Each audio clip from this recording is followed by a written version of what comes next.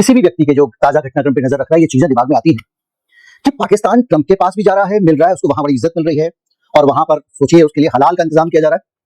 Donald Trump lunch दे रहे हैं, वो डोनाल्ड ट्रंप जो मोदी जी को लेने के लिए बाहर तक नहीं आए, और वही पाकिस्तान चीन में जाता है दूसरे खेमे में, और वहां पर भी उसको सम्मान मिलता है, और वो उनकी जो 80 साल हुए हैं द्वितीय विश्व युद्ध के, उसके उपलक्ष्य में जो परेड है उसमें हिस्सेदार बनता है। भारत को नहीं बुलाया जाता, पाकिस्तान को बुलाया जाता है। अब पाकिस्तान भी ट्रंप के दबाव में चीन से थोड़ा थोड़ा दूर जाने की तैयारी कर रहा है, और उसने कुछ ऐसा किया है जो चीन को अच्छा नहीं लगने वाला, और चीन को अगर ये अच्छा नहीं लगेगा तो भी चीन उसका कुछ नहीं बिगाड़ने वाला। ये भी बड़ी अजीबोगरीब रिलेशनशिप है।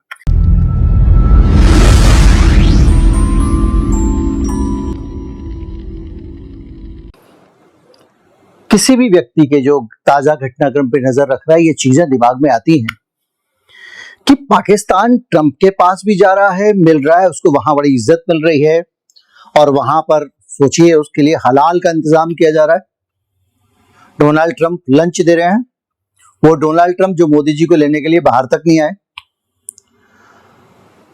और वो ही पाकिस्तान चीन में जाता है दूसरे खेमे में, और वहां पर भी उसको सम्मान मिलता है, और वो उनकी जो 80 साल हुए हैं द्वितीय विश्व युद्ध के, उसके उपलक्ष्य में जो परेड है उसमें हिस्सेदार बनता है। भारत को नहीं बुलाया जाता, पाकिस्तान को बुलाया जाता है। तो एक मन में ये विचार जरूर आपके आता होगा कि ये कैसे हो रहा है कि ये दोनों नाव के अंदर सवारी कर ले रहा है, उसको कोई रोकने वाला नहीं है, टोकने वाला नहीं है।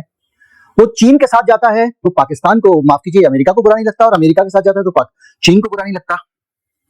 तो ये क्या जादू है? जाहिर बात है कि ये दिमाग में आपके हर वक्त आता होगा, लेकिन कुछ चीजें सरफेस पे आ जाती हैं और कुछ चीजें अंदर ही अंदर चल रही होती हैं।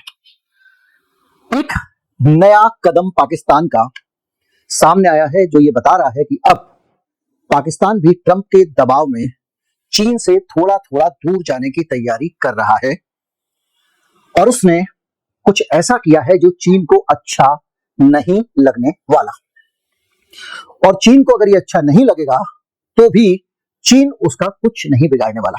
ये भी बड़ी अजीबोगरीब रिलेशनशिप है। अच्छा लगे ना लगे, चीन उसको एहसास नहीं होने देगा। अब मसला क्या है?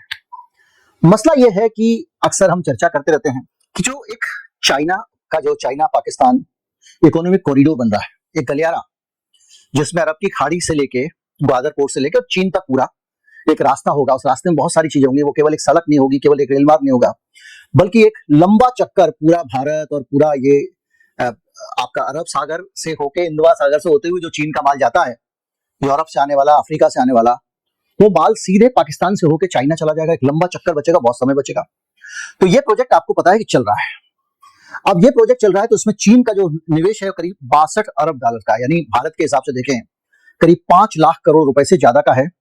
इसमें ऊर्जा के प्रोजेक्ट में बहुत सारे बिजली घर बन रहे हैं, इसमें कई सड़कें बननी है, रेल बननी है, पोर्ट बनना है, और स्पेशल इकोनॉमिक जोन बनना है। पोर्ट मतलब ग्वादर पोर्ट। अब इस प्रोजेक्ट के अंदर समझिए खेल क्या होता है।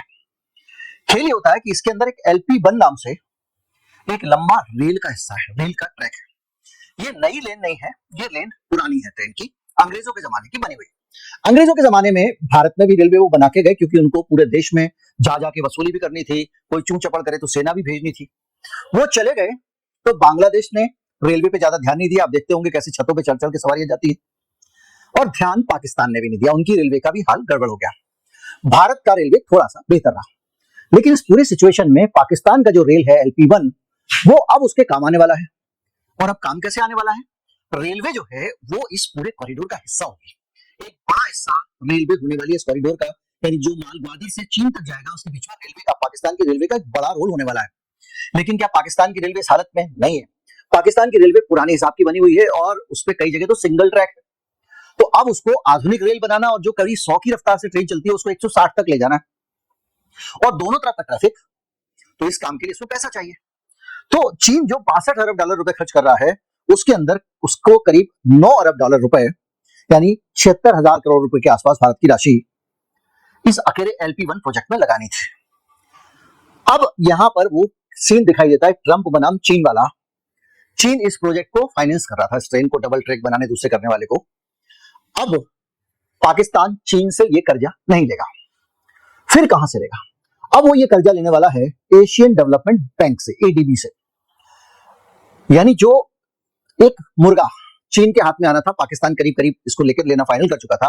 अब पाकिस्तान ने उसको छोड़ के एशियन डेवलपमेंट बैंक को चुना है, यानी चीन से स्वतंत्र एक नीति चुनी। अब इसमें ट्रंप का फायदा क्या है, इसको समझिए। एडीबी जो है उसमें मुख्य रूप से जो पीछे फाइनेंशियल बैकिंग है, जो लोग इसके जरिए पैसा देते हैं, वो दो शक्तियां हैं, जापान और अमेरिका सबसे ज्यादा। एडीबी के फंडर हैं जापान और अमेरिका, और वहां से पाकिस्तान को पैसा मिलेगा। यानी पाकिस्तान को अब इस प्रोजेक्ट के लिए, जो LP1 प्रोजेक्ट है, ML1 प्रोजेक्ट है, इसके लिए पैसा अब चीन से ना लेके अमेरिका से लेने का रास्ता उसको अपनाना पड़ा है। यानी सीधे सीधे ट्रंप के पाले में चीन को छोड़कर जाता हुआ पाकिस्तान दिख रहा है। पाकिस्तान क्यों जा रहा है, इसकी कहानी सिर्फ इतनी नहीं है कि ट्रंप ने उसको बुलाया। कहानी इतनी है कि पाकिस्तान की पूरी अर्थव्यवस्था IMF के लोन पे टिकी है। IMF का जो लोन है, वो लोन, IMF मतलब अमेरिका, सबसे ज्यादा बड़ा स्टेक होल्डर अमेरिका में IMF का, क्योंकि IMF के जो मेंबर बैंक होते हैं उसमें अपने देश की GDP के हिसाब से लोग पैसे जमा करते हैं, तो सबसे ज्यादा GDP अमेरिका की है। तो अगर पाकिस्तान चू चपड़ करता है तो उसको जो बहुत सारा पैसा मिला हुआ है, उस पैसे में कुछ ना कुछ खड़मंडल पड़ जाएगा। समझिए बात को। तो अब क्या हो रहा है, चीन इससे बाहर। अब चीन उस प्रोजेक्ट के अंदर एक सबसे बड़ा जो कंपोनेंट है उस प्रोजेक्ट का, उसमें बहुत सारे बिजली घर भी लगने हैं। उन बिजली घरों से 40-40 साल के लिए पाकिस्तान को बिजली खरीदनी है, और बिजली खरीदने में पाकिस्तान को गारंटी देनी पड़ी है उन चीनी कंपनियों को कि इतनी बिजली तो लेंगे ही लेंगे। यानी एक लायबिलिटी है चीन के ऊपर और चीन की पाकिस्तान के ऊपर। अब जो सिचुएशन पड़ रही है, इस सिचुएशन में ये पूरा जो कंपोनेंट है, जो चाइना पाकिस्तान इकोनॉमिक कॉरिडोर है, इसके अंदर एक दखल अमेरिका का एडीबी के जरिए हो गया, पहली चीज। दूसरा, पाकिस्तान इस मामले में पूरी तरह डिपेंडेंट नहीं है चीन पे, यानी चीन को समंदर से, अरब की खाड़ी से जो अपना माल लाना ले जाना था, उस प्रोजेक्ट के बीच में एक तीसरी पार्टी आ गई, इनडायरेक्ट तरीके से अमेरिका। क्योंकि एशियन डेवलपमेंट बैंक अगर लोन देगा, अपनी शर्तों पे देगा। और ये सिर्फ लाने ले जाने का रेल प्रोजेक्ट नहीं है, ये वहां की जो सोने की, तांबे की बहुत सारी जो खदानें हैं, उन सारी की सारी खदानों को इसी के जरिए जोड़ना है। ग्वादर पोर्ट को चलाने का चीन ने 40 साल का कॉन्ट्रैक्ट ले लिया है। इसी तरह से बहुत सारी चीजें हो गई हैं। रिकोदिक जो खान है, उसमें करीब 9 अरब टन तांबा है और 41 मिलियन ऑन्स सोना है। अब आप अंदाजा लगाइए कि इसी रेल लाइन से जुड़ा हुआ है। अब इस रेल लाइन की फंडिंग में इनडायरेक्ट तरीके से अमेरिका और जापान आ गए हैं और चीन बाहर हो गया। चीन बाहर क्यों हुआ है समझिए। तो अब जब ये बाहर जा रहा है तो इसका मतलब क्या होने वाला है, इसको हम समझते हैं। क्योंकि चीन के बाहर जाने का मतलब ये पाकिस्तान की भी कुछ कुछ चलेगी। तो ग्वादर पोर्ट जो है वो अरब सागर से, मैं आपको कई बार मैप बना के बता चुका हूं, जो नियमित दर्शक हैं, बाकी लोग पुराना वीडियो निकाल के देख भी सकते हैं। वहां से सीधे फारस की खाड़ी से लेकर चीन तक के लिए ये रास्ता बनने वाला था। और मलक्का जलडमरू मध्य पड़ता है, उसके अंदर से निकल के जो जाना पड़ता था चीन को अपना सामान लेके, वहां से वो बचने वाला था। लेकिन अब वो पूरी आजादी चीन को नहीं रहेगी, उसमें हर समय पाकिस्तान की कुछ ना कुछ खुचुर खुचुर चलती रहेगी। इसके अलावा तेल गैस का जो ट्रांजिट है, उसमें भी सेना के हिसाब से भी स्ट्रेटेजिक पॉइंट था। उसको अरब की खाड़ी में आना है, तुरंत उठाएगा, रेल में लादेगा सामान, टैंक वैंक, और पहुंच जाएगा। उसको पूरा भारत का लेके और पूरा का पूरा ये जो बहुत एक लंबा हिस्सा है। इसके अलावा तांबा सोना वगैरह वो जब चाहता यहां से ले जाने के लिए उसको बड़ी सुविधा थी, पाकिस्तान का माल उसके घर पहुंच जाता ट्रेन में रख के। तो बहुत सारी चीजें थी, लेकिन उसमें पाकिस्तान की सेव होने वाली है। अब आप सोचिए कि इससे फर्क क्या पड़ा। फर्क ये पड़ गया कि ये प्रोजेक्ट लागू होने के बाद अब पाकिस्तान जो है वो अपना रंग दिखा रहा है चीन को। अब मुझे क्या फर्क पड़ा, मुझे ये फर्क पड़ा कि मेरे देश की सरकार ने पाकिस्तान के साथ में जो रास्ते बंद कर दिया। देखिए, एक जहां आस होती है वहां सांस होती है। पाकिस्तान को पहले की सरकारों ने कहीं ना कहीं बीच बीच में थोड़ा थोड़ा टिका के रखा हुआ था, तो पाकिस्तान को लगता था कि भाई देखो अब संबंध खराब हो जाएंगे तो ये नहीं मिलेगा, वो नहीं मिलेगा, फलाने का। इस सरकार ने सारे सिस्टम काट दिए हैं। अब उसको परवाह भारत की रही नहीं। वरना जानकारों का कहना यह है कि यहां पर जहां जो CPCB बन रहा है, जो चीन के लिए बन रहा है, चीन सबसे बड़ा दुश्मन है। और याद रखिए, चीन को अगर हमें दो तरफ से घेरना हो तो CPCB एक बहुत बड़ा माध्यम हो सकता है कि उत्तर में तो चीन है ही, और भारत के पश्चिम में पाकिस्तान के नीचे वो अपनी रसद पाकिस्तान के रास्ते ला सकता है।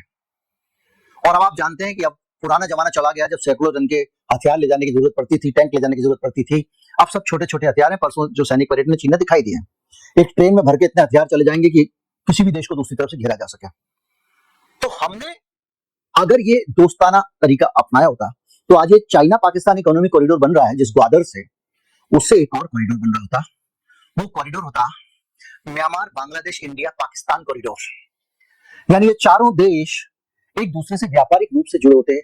और ये चीन का जो प्रोजेक्ट है, ये एक तरह से बेल्ट एंड रोड इनिशिएटिव का हिस्सा जरूर नहीं है, लेकिन उसी तरह की चीज है जो हमारे उस बाजार में, उस समंदर में चीन को पहुंच देता है। ईरान से अगर चीन को तेल निकालना है, लेके जाना है, ईरान से खरीदेगा, ग्वादर से ऊपर चढ़ाएगा, मतलब बगल में ईरान का चाबहार है, वहां से लोड करेगा ग्वादर से लेके और सीधा का सीधा चीन ले जाएगा। ना तो उसको श्रीलंका का चक्कर लगाना है, ना भारत का चक्कर लगाना है, किसी भी देश का चक्कर उसको नहीं लगाना और सीधे निकल जाएगा।